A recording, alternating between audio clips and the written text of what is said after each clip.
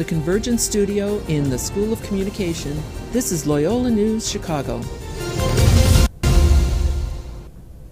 Hello and welcome to Loyola News Chicago. I'm Kendall Pectus. And I'm Kristen Jones. We begin today with concerns about crime near campus. With the recent spike in crime around Loyola's Lakeshore campus, students are asking for more safety alerts and better communication from campus safety. That's the topic of a special report in the Loyola Phoenix. Chicago police say more than 60 crimes have happened in Rogers Park area since January, including 6 sexual assaults, shootings, and robberies. The Phoenix found there were 3 sexual assaults near campus, but campus safety only alerted students to 1. In all of Rogers Park, 6 sexual assaults have been reported so far this year, double the number from this time last year.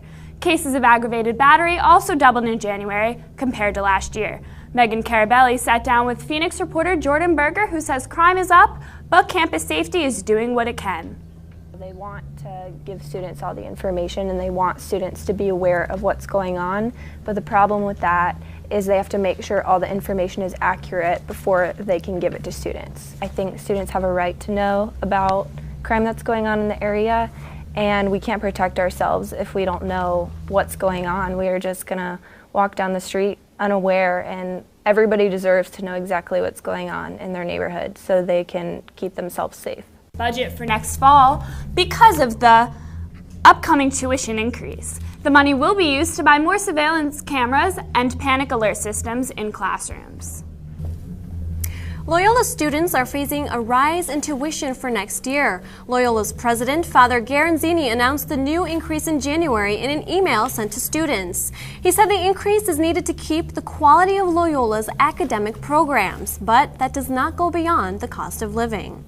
As for the breakdown, basic tuition will go up 2.5%, which is an extra $880 a year. Room and board rates will also go up, as well as a 3% increase in the student activity fee that includes services such as the U-Pass.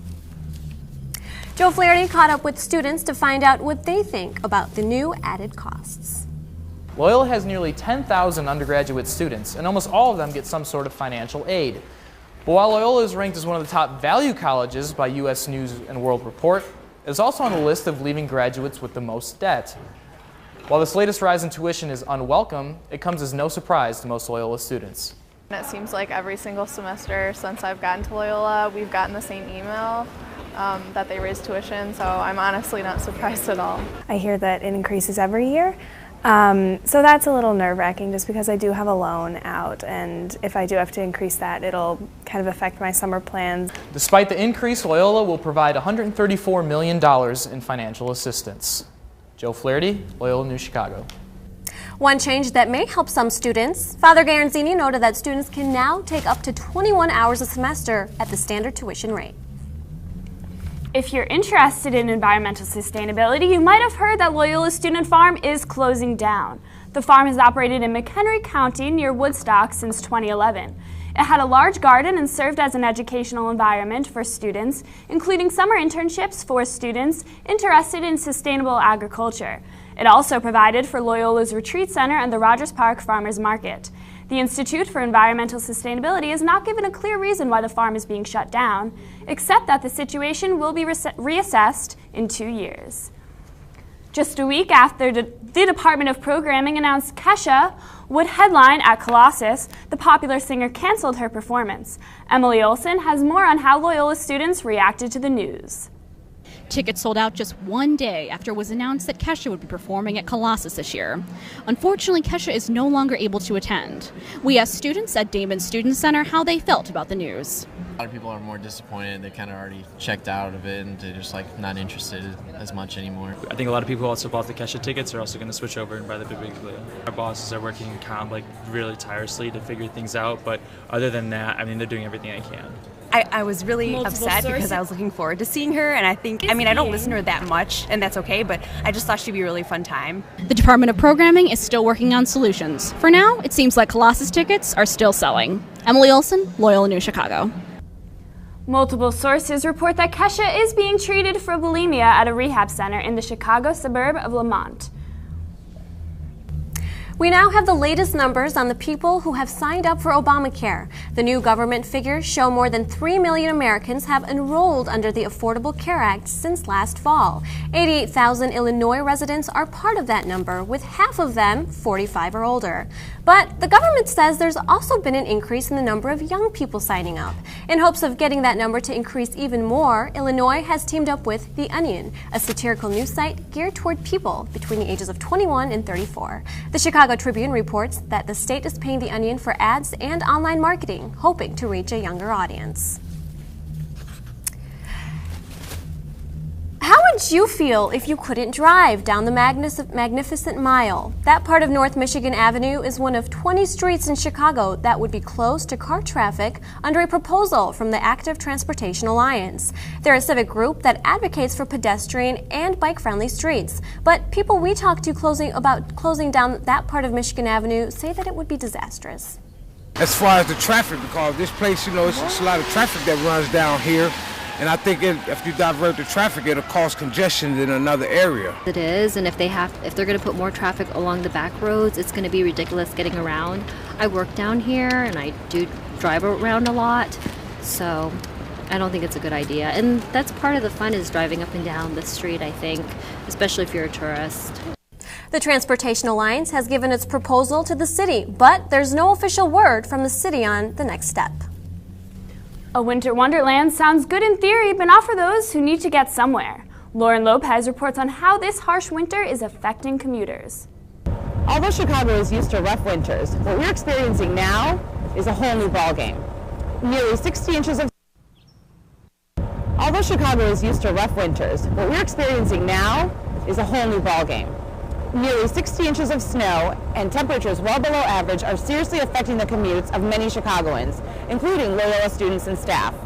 It just makes me have to have more time to leave my apartment, because sometimes the shuttles are running a little later. I know the shuttles were being delayed for school. I take the Metro train, and the Metro trains do not arrive on time. Sometimes they're an hour late. So there's been situations where I've been stuck inside the Arlington Heights train station with like hundreds of other people all jammed in there like sardines. Professor Slania showed us just how much of a pain it is to stay warm. It starts out with a fleece. You have this big, heavy coat. I call it the burglary mask. I put this hat on over it. And then finally, unfortunately for us, Punxsutawney Phil has sentenced us to several more weeks of winter. Bundle up, Chicago. Lauren Lopez, Loyola News Chicago. Our winter is already in the top 5 for snowiest in Chicago. The record is 80.6 inches in the winter of 1978-79. Oh my goodness, I'm so sick of this winter, the cold temperatures. I feel like every day is a struggle when I'm walking out the door. Absolutely, I cannot wait for spring break. Soon enough.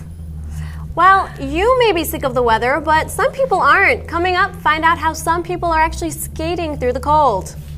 And a Loyola runner reaches an important milestone with no sign of slowing down. You can still keep up with us, though, after the break. Nick Montangelo is here with sports, so tell us about this impressive Loyola runner. Thanks, guys. Sam Penzen-Stadler's his name, and he's a member of Loyola's track and field team. He had several opportunities to watch the men play. The regular season goes through mid-April, and that's when the postseason begins. We actually are hosting the Final Four first week of May in the Gentile Arena, so that'll be really exciting. Wow, that is something new to me. It's a lot of information for sports today. Thanks, Nick. Of course. The Winter Olympics just wrapped up, but if the people we talked to on campus are any indication, people are more interested in other athletic events. Probably the Masters at Augusta in April. I'm a big golf fan, so I'm excited about that. Not the Olympics?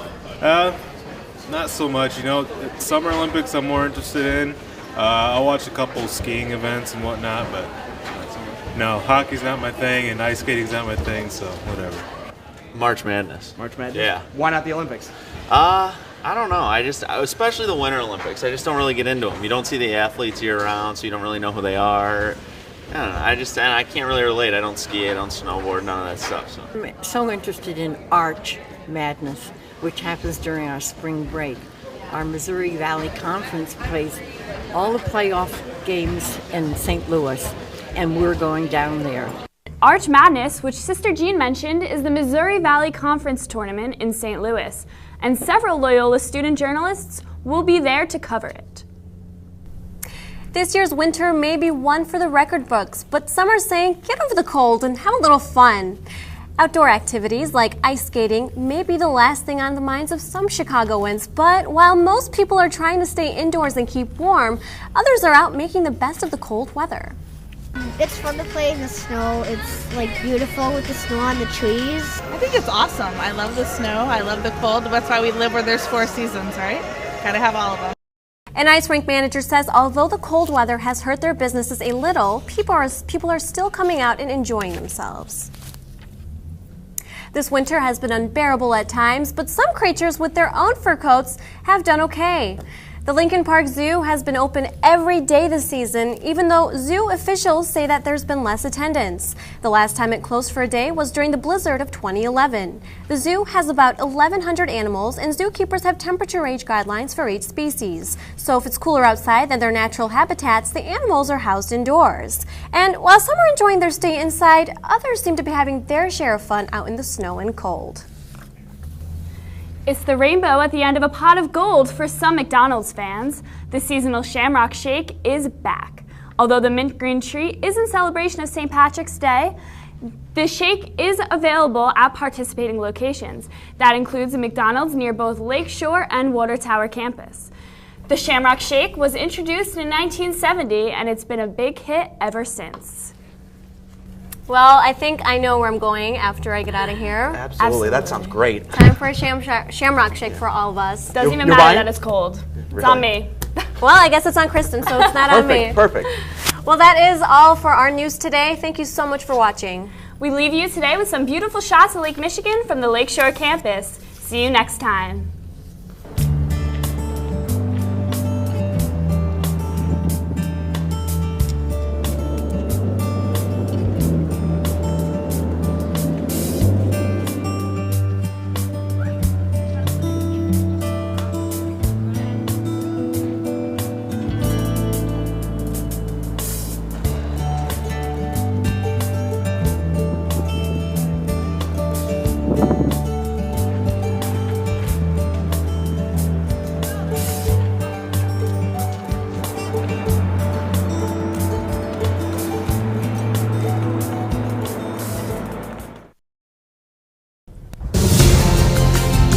From the Convergence Studio in the School of Communication, this is Loyola News Chicago. Hello and welcome to Loyola News Chicago. I'm Kendall Pectus. And I'm Angela Rideout. There are major changes in the university administration this week. Both the head of student development, Robert Kelly, and athletic director, Grace Calhoun, have resigned. We begin with the departure of Dr. Kelly and his achievements at Loyola. The news of Kelly's resignation was announced in an email from Provost John Pellicero, who said Kelly is pursuing opportunities outside the university. Bridget Sheeran reports Kelly's legacy will last long after he's gone. Robert Kelly came to Loyola in 2009 when he was named Vice President for Student Development. One of the things Kelly did here was work closely with a number of student groups to promote diversity on campus. Loyola senior Antoinette Isama said she got to work closely with Kelly during her time as president of the African Student Alliance. She says Kelly's impact on students came from the support he gave them. He has really been involved in knowing what we're doing, if we need help with anything, and just trying to be that support that we wouldn't have otherwise on campus. The Damon Student Center was the centerpiece of the Reimagine campaign, which was a development project that reshaped Loyola's campus. Kelly helped launch the campaign. The Norville Athletic Center was another part of that design. School of Communication Dean Don Hyder says Kelly's impact can be felt across campus. I think he's done some good work here. I think he came in and accomplished a number of things. One of the things Kelly accomplished was creating the Maroon and Gold Society. He also worked extensively with other student groups across campus. Isama believes that is where his absence is going to be felt most. And even just introducing students to different resources on campus that they need to know to be able to have their Loyola experience be fruitful in a way. So I think students that have worked with him should at least try to continue that, especially those seniors that are leaving with him. But Dean Hyder believes that Kelly's absence will be felt more behind the scenes than in students' daily lives. You know, there's a lot of professionals here working to make students' experience excellent every day. And so one change in that oftentimes doesn't have that significant of an impact. Kelly hasn't made an announcement about what's next for him yet, but the impact of his short time at Loyola can be felt across campus. Bridget Sheeran, Loyola News, Chicago.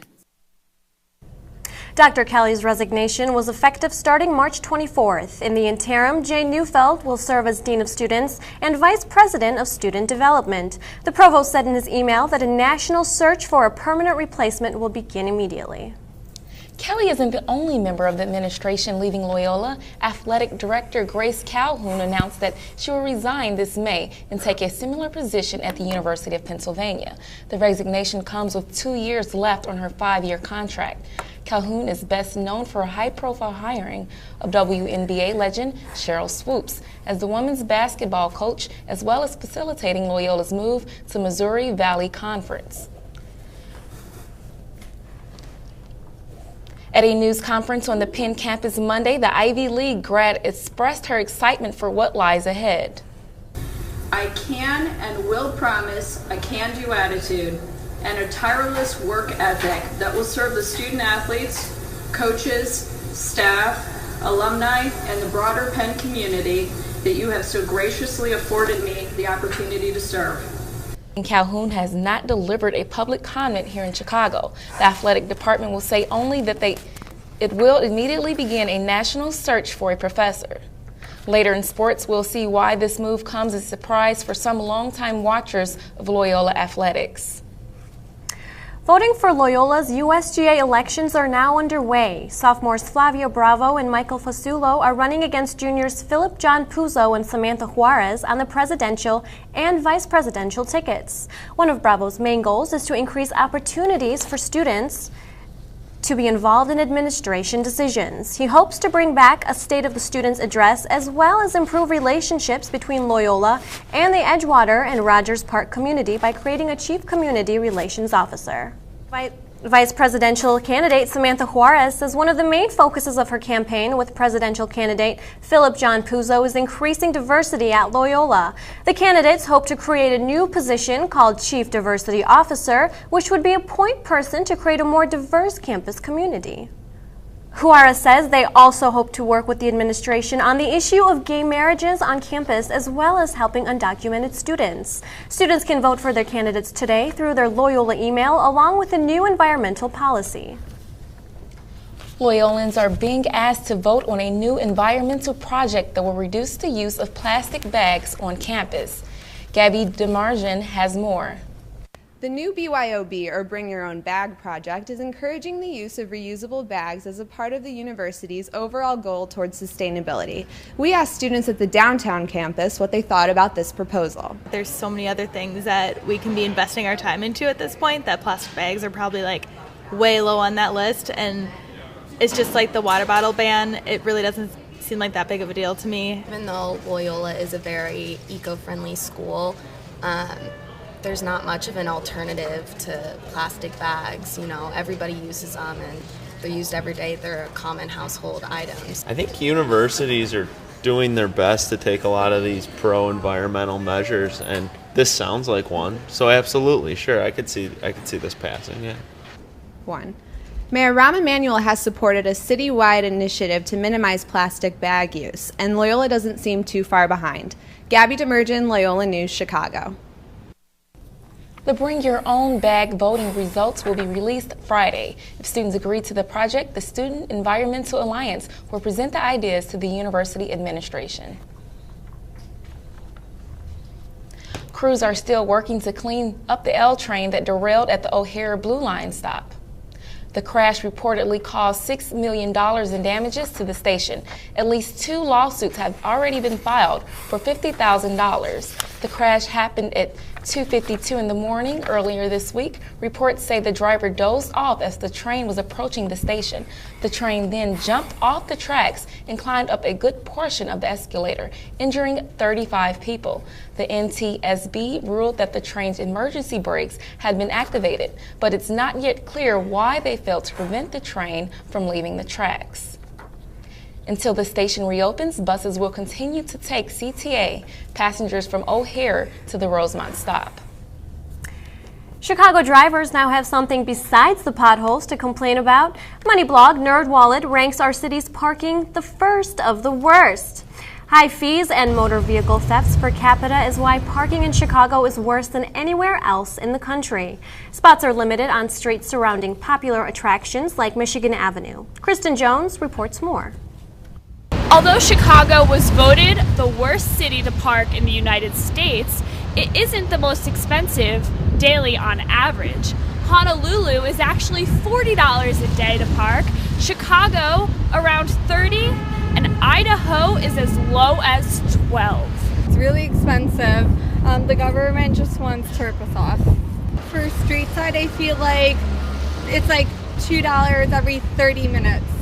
Parking prices increased in 2009 when the city started using private company Chicago Parking Meters, LLC. But last summer, the company stopped charging drivers to park in neighborhoods on Sunday.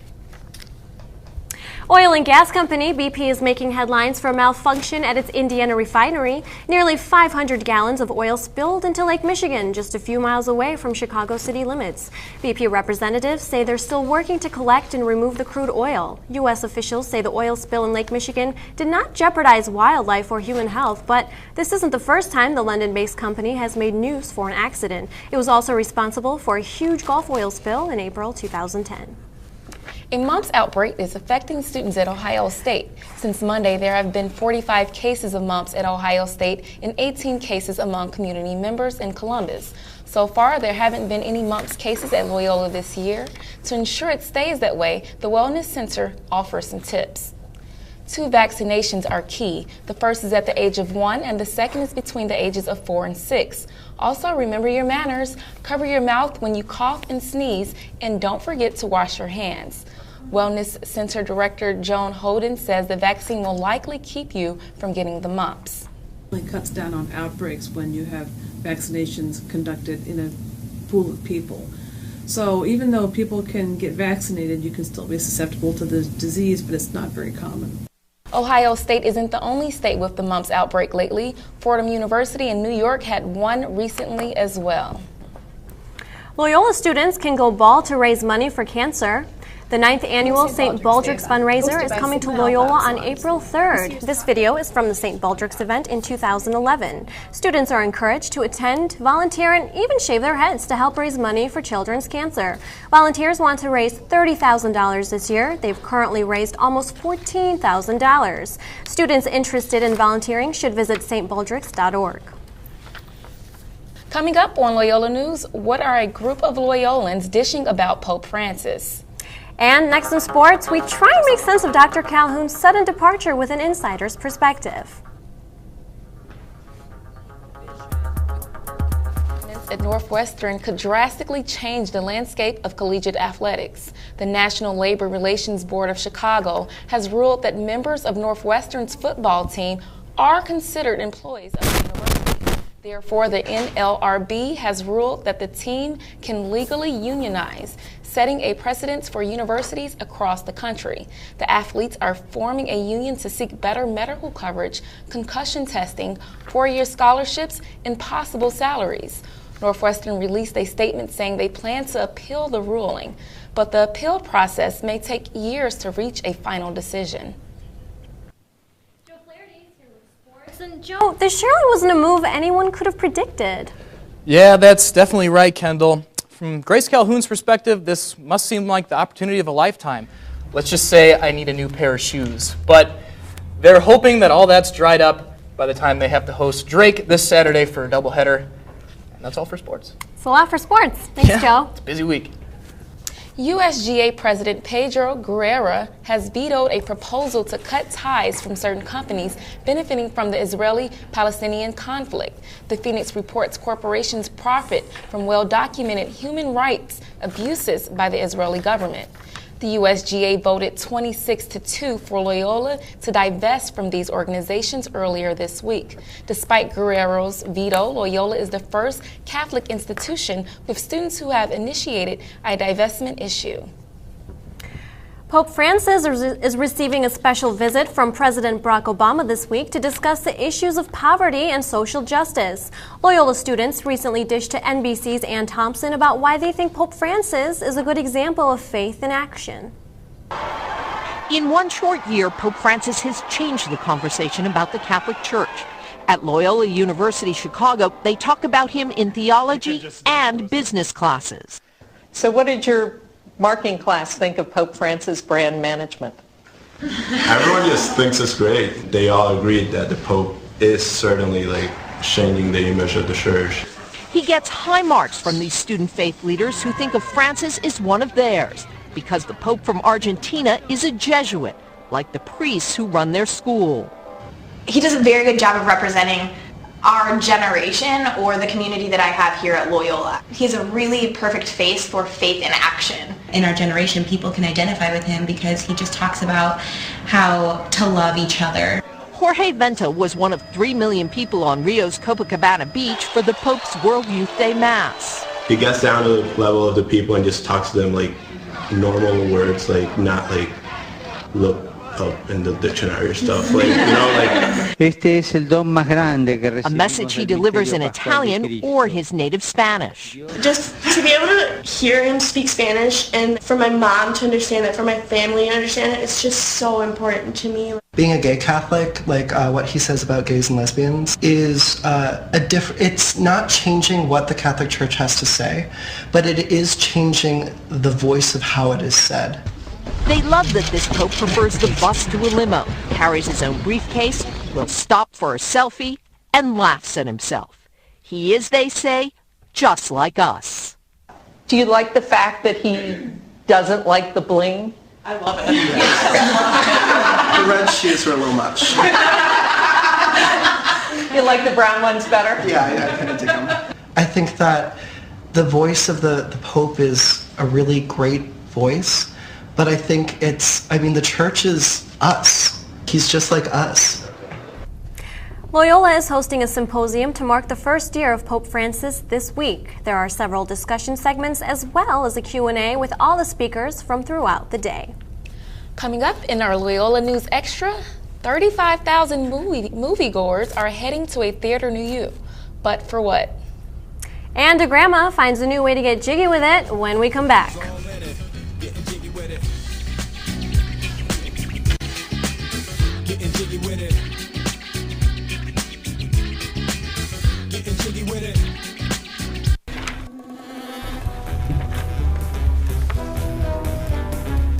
Lauren Lopez is here with today's Loyola News Extra.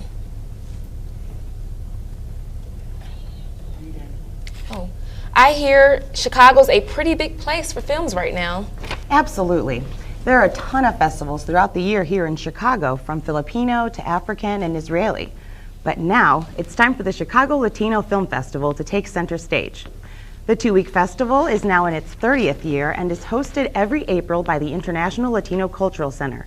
It's grown from 14 films in 1985 to more than 100 feature and short films, now screened for an audience of 35,000. The festival features films from all over Latin America, Spain, and Portugal, as well as the United States. Loyola professor Aaron Greer says there are many perks to attending, besides getting to see some great films before everyone else does. At film festivals, you get an opportunity often to hear directly from the filmmakers, to go to workshops, to go to panels, to have Q&As with actors. So there's all kinds of, it's a more interactive viewing experience than you get just watching your movie at home or just going to a movie theater when once the credits roll, you're done. The festival runs from April 3rd through the 17th, mostly at the AMC River East 21 Theater near Navy Pier. For more information about the festival, including the screening schedule, go to ChicagoLatinoFilmFestival.org. The festival kicks off with a Night of Argentina gala on April 3rd, complete with a movie screening and reception after. So that sounds like it should be a really wonderful time. Thanks, Lauren. If you're a fan of music festivals, you might have heard that Lollapalooza recently announced its lineup for this summer. At $225 per ticket, early bird 3-day passes sold out within minutes after they went on sale. And now, the VIP and general admission tickets are gone too. More than 130 musical acts will perform in Grant Park during the first 3 days of August at this year's festival. Performers will include Lorde, Outkast, and Foster the People. Social networking is typically associated with the younger generations, but an 80-year-old woman really puts the gram in Instagram. Over 400,000 people follow Grandma Betty, who posts silly photos and other videos. Since she is dying of lung cancer, her grandson thought Instagram could document her fun-loving spirit. Grandma Betty appears on TV and has her own P.O. box because all of her fan mail she receives. Her famous blue-tongue shot has even inspired her own logo. Instagram now has over 200 million users. Any one of them, and even you, can follow Grandma Betty at Grandma Betty 33. Guess who I'm going to go follow when I get home today? Might actually do that right Grandma Betty. Grandma sounds like she's worth following more than anyone, to be honest. She does. Yeah, she deserves a follow from all of us. 400,000 followers. One day. One day all of us will get there. We'll be that popular. And that is our news for today. Thanks so much for watching, and we hope you are enjoying the spring weather. We'll be back next week with another edition of Loyola New Chicago. Have a good day.